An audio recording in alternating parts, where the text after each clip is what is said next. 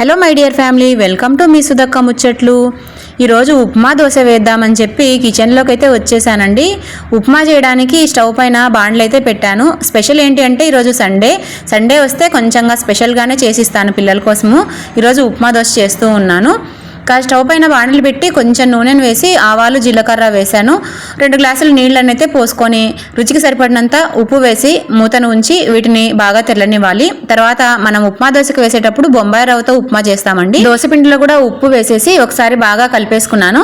కలిపేసి పక్కన పెట్టేశాను. ఇంతలో దీనికి కాంబినేషన్గా ఈరోజు ఉల్లిపాయ కారం అయితే చేస్తూ ఉన్నాను. ఉల్లిపాయలు అయితే ఈసారి నాకు వైట్ కలర్వి దొరికాయండి. ఒకేసారి 10 కేజీస్ అయితే తెచ్చేసుకున్నాను.